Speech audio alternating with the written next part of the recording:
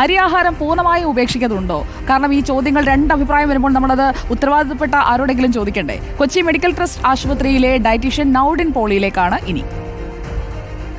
അപ്പോൾ അരിയിലുണ്ടാകുന്ന, പ്രത്യേകിച്ചും അരിയിലുള്ളത് കാർബോഹൈഡ്രേറ്റ് കൂടുകയും ഗ്ലൈസീമിക് ഇൻഡെക്സ് കൂടുതലുമാണ് കാണിക്കുന്ന ആഹാരമാണ് അരി. അപ്പോൾ നമുക്ക് ഒരു ഷുഗറുള്ള ആൾക്ക് അവരുടെ ഷുഗറിലുള്ള വ്യത്യാസങ്ങൾ കാണുന്നു, വെയിറ്റ് കൂടുതലുള്ളവർക്ക് അത് കൂടുതലായിട്ട് കാണുന്നു. അപ്പോൾ അതിന് പകരം നമുക്ക് നാരുകളടങ്ങിയ ഭക്ഷണം ഉള്ളതിന് നമ്മൾ സജസ്റ്റ് ചെയ്യുന്നുണ്ട്. അതായത് little millet, foxtail millet, barnyard, quinoa, ഇതെല്ലാം. ഇതിനകത്തിൻ്റെയൊക്കെ ഒരു പ്രത്യേകത എന്താണെന്ന് വെച്ച് കഴിഞ്ഞാൽ അരിയിനേക്കാളും കാർബോഹൈഡ്രേറ്റ് കുറവും ഒപ്പം ഫൈബറിൻ്റെ അളവ് കൂടുതലുണ്ട്. പിന്നെ അരിനെ മൊത്തമായിട്ട് നമ്മൾ ഉപേക്ഷിക്കേണ്ട കാര്യം തന്നെ ഇല്ല.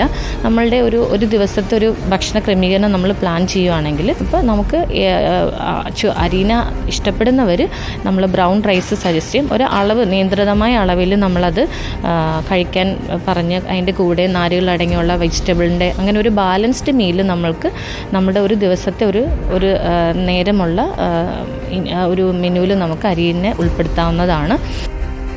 അപ്പോൾ പൂർണ്ണമായി ഉപേക്ഷിക്കേണ്ട, ചോറ് ഇഷ്ടമുള്ളവരൊന്നും വിഷമിക്കുകയും വേണ്ട.